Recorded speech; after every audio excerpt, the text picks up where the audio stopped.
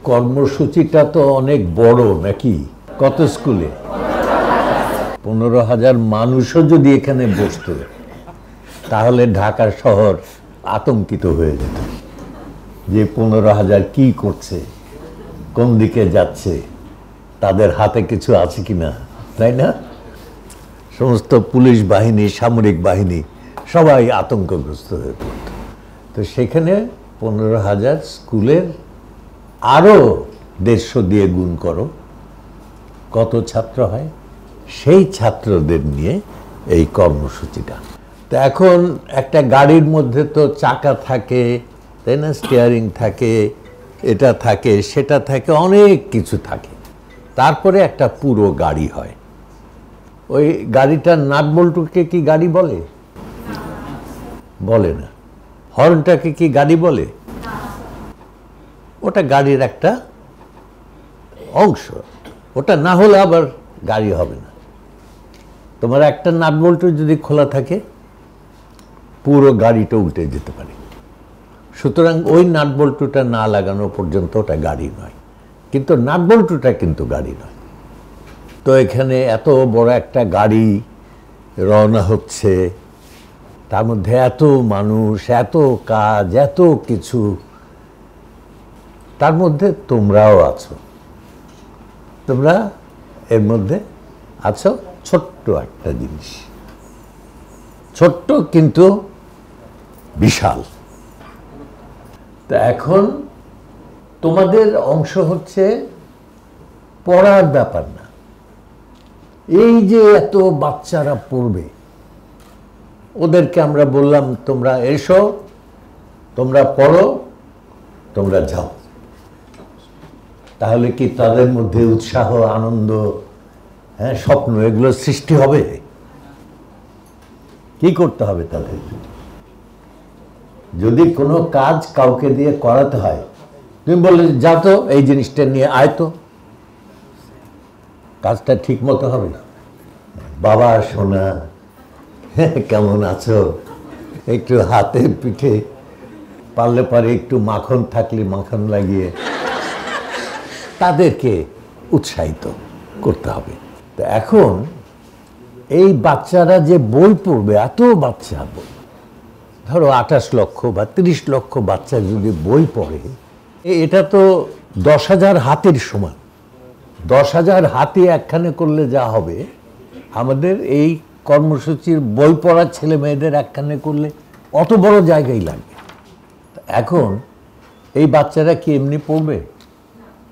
তুমি বই রেখে দিয়ে বাচ্চারা সব বই নিতে এসো, আসবে, বই নাও, নেবে, বাড়ি যাও, যাবে, কিন্তু আর ফিরবে না। সুতরাং তারা যাতে আসে, তারা যাতে খুশি হয়, তারা যাতে আনন্দ পায়, তারা যাতে বইগুলো পড়ে, এবং বই পড়ে সে বইয়ের মধ্যে থেকে কিছু আলো যা তাদের মধ্যে আসবে, সে আলোগুলো যেন তাদের মধ্যে ঝলমল করে। এটা যদি করতে হয় তাহলে এই অর্ডার টর্ডারে, সামরিক বাহিনীর যে অর্ডার দিয়ে চলে, এই অর্ডারে কিন্তু হবে না। তাদের প্রাণকে জাগাতে হবে, জীবনকে জাগাতে হবে, আনন্দকে জাগাতে হবে, তার চোখের সামনে একটা স্বপ্ন এনে দাঁড় করাতে হবে। আমি পড়ব বই, খুব ভালো, কিন্তু আর একটু জিনিস হলে বোধহয় আরও ভালো হতো। কি সেটা? যদি এর সঙ্গে কিছু পুরস্কারও থাকতো, তাহলে পরে একেবারে সোনায় সোহাগা হতো। কেন আমরা পুরস্কার তাহলে পরে কি বাচ্চারা, আমরাই চাই বাচ্চাদের জন্য না, বাচ্চারাও চায়, বাচ্চারাও চায়। তোমরা কে কে পুরস্কার পেয়েছো পর্যন্ত? আরে সবাই পুরস্কার পেয়েছে। ও বই পড়া কর্মসূচিতে ছিল। দৌড় প্রতিযোগিতা হলে হাতের সংখ্যা কমে যেত। তো একটা বাচ্চা মনটা খুশি করে দিতে হয়। তাকে আনন্দের মধ্যে নিয়ে আসতে হয়। এসো এসো, এই যে লজেন্স, এই যে অমুক, এই যে তমুক, এসো। তোমরা দেখবে ক্যানভাসাররা যখন বিক্রি করে কি বক্তৃতাটাই না করে যে আমার এই লজেন্স কিনুন, মনে হবে পেটের মধ্যে টিউবওয়েল বসে গেছে। আমি একবার কলকাতায় যাচ্ছি, ওখানে দেখি ট্রেনের মধ্যে এক লোক লজেন্স বিক্রি করছে, লজেন্স থেকে অনেক পানি বের হয়, রস বের হয়, বলে যে মনে হবে পেটের মধ্যে একটা টিউবওয়েল বসে গেছে। একটা খুশির রাজ্য তৈরি করতে না পারলে কোনোদিন, এই যে বড় বড় বীরেরা যুদ্ধ করেছেন পৃথিবীতে, এই যুদ্ধ তারা করতে পেরেছেন কেন? সামনে যাও, পিছনে এসো, এই করে তারা নেতৃত্ব দেয় বিভিন্ন পর্যায়ে। তাদেরকে সাধারণ সৈন্যরা অসম্ভব ভালোবাসত, আলেকজান্ডারকে অসম্ভব ভালোবাসত, নেপোলিয়নকে অসম্ভব ভালোবাসত। কিরকম ভালোবাসত আমি একটা বলি। নেপোলিয়ন রাশিয়া আক্রমণ করে পরাজিত হয়ে ফিরে আসছেন এবং বরফে সমস্ত দেশ ঢেকে আছে। সেই সময় তিনি একটা তাঁবুর মধ্যে শুয়ে আছেন রাত্রে, এবং তাকে পাহারা দিচ্ছে ধরো শখানেক সৈন্য। তো সৈন্যরা পাহারা দিচ্ছে, পাহারা দেবে, হাঁটবে, কুচকাওয়াজ, ডাইনে ঘোর, বাঁয়ে ঘোর, এইসব করবে। কিন্তু দেখা গেল না, এই সৈন্যদের মধ্যে অনেকের মনে হলো যে এত ঠান্ডা, আমাদের জেনারেল নিশ্চয়ই শীতে কষ্ট পাচ্ছে। তখন তারা কি করলো জানো? তাদের প্রত্যেকের পরনে একটা ওভারকোট ছিল। সেটা কিসের জন্য ছিল? গরম থেকে বাঁচার জন্য না ঠান্ডা থেকে বাঁচার জন্য? ঠান্ডা থেকে বাঁচার জন্য। তারা সেই ওভারকোটগুলো নিয়ে খুলে ওই নেপোলিয়নের তাঁবুর উপরে বিছিয়ে দিল, যাতে বেশি ঠান্ডা নেপোলিয়নের গায়ে না লাগতে পারে। সকালবেলায় দেখা গেল যে কঠিন শীতে অধিকাংশ প্রহরী তার তাঁবুর চারপাশে মরে পড়ে আছে। মানে লোকগুলো তাদের জীবন দিয়ে দিল, এই জন্য কেউ ডাকও দেয় নাই, কিছুই করেনি। তো এখন একটা বাচ্চা একটা লজেন্স পেলে খুশি হয়, হয় না?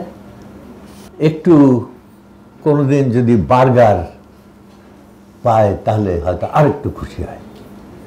আরেক ধরনের আছে না ইটালিয়ান পিজা, সেই পিজা পেলে আরো খুশি হয়।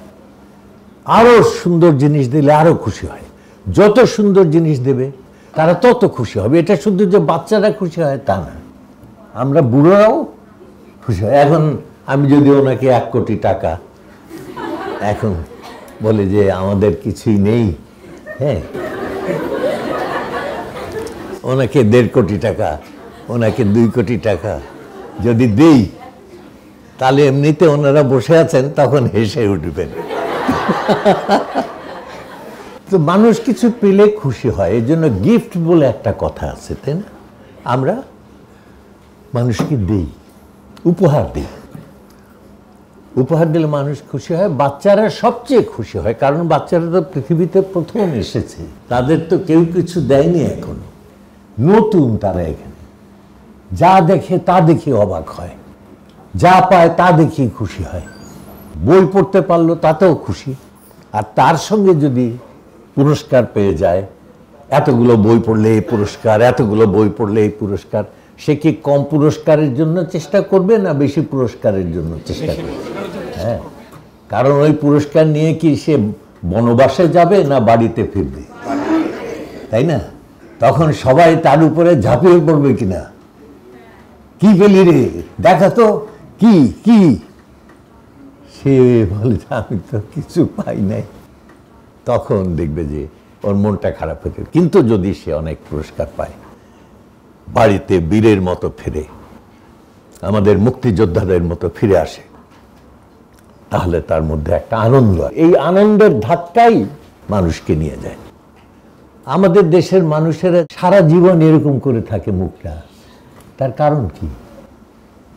এই আনন্দের সঙ্গে তাদের পরিচয় হয়। আনন্দের সঙ্গে পরিচয় হলে মানুষ উড়ে যায় আকাশে বেলুনের মতো। তুমি তাকে একবার জীবনে আনন্দ দিয়ে দাও।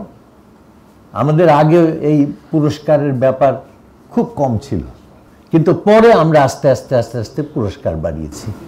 আমি দেখলাম একটা বাচ্চা খুশি হয় একটা বই পেলে, সেই বইটাকে কি সে কখনো নষ্ট করে? কি করে? হ্যাঁ, ঘরের মধ্যে রেখে দেয়। পারলে একটা ছোট্ট আলমারি কেনে, পারলে আরো 2-4-10টা বই কেনে, পারলে তার বন্ধু বান্ধবদের ডাকে, আয় একটা খুব সুন্দর ভালো বই কিনেছি, নে পড়। সেই বন্ধু সেটা আবার পড়ে সেও একটা ছোট্ট আলমারি কিনে। এইভাবে তো একটা জিনিস একটা জাতির মধ্যে ছড়ায়। রাতারাতি ঘোষণা দিয়ে এগুলো হয় না, ধীরে ধীরে হৃদয় পাল্টাতে থাকে। কি ধীরে ধীরে দিল মে আনা আছে না একটা গান? এই জন্য আমরা পুরস্কারের ব্যবস্থা করেছি। এই হলো 1 নম্বর। আবার আমরা যদি বলি যে পুরস্কার পাবি, অত সোজা না। পুরস্কার পেতে হলে একদম চিপে বের করবো সব, কি জানিস কি জানিস না সব বের করব, তাহলেও কিন্তু পুরস্কার হবে না। যদি তুমি ভাবো যে তুমি পরীক্ষা দেওয়ার জন্য বসেছো, তাহলে তোমার পরীক্ষা আর দেওয়া হবে না। আর তুমি যদি ভাবো যে তুমি ফুর্তির জন্য বসেছো, এই যে তোমরা এখানে এসছো এরকম করে দেখো বসে আছো, যদি পিকনিকে যেতে এরকম থাকতে, কাউকে খুঁজেই পাওয়া যায় না, কোথায় গেল রে, ও কি আর ফিরবে? বাপ মা অস্থির হয়ে যায়, স্যাররা অস্থির হয়ে যায় যে কোথায় গেল। তো এই যে ওরা খুশি হবে, এই খুশিটাই হচ্ছে আমাদের জাতির সম্পদ।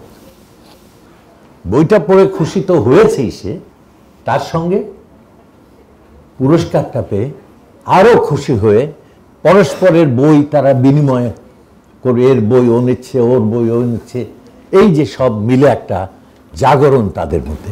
এই জাগরণের জন্য আমরা এই পুরস্কারটাকে এত গুরুত্বপূর্ণ মনে করি। তুমি যদি এখন দাঁত তোলার মতো করে, একজন ডাক্তার ছিলেন এখানে, দাঁতের ডাক্তার, এক সময় ঢাকা শহরে, কেউ কোনো রোগী ঘরে ঢুকলেই উনি একটা বড় সাঁড়াশি নিয়ে তার দিকে এগিয়ে আসতেন।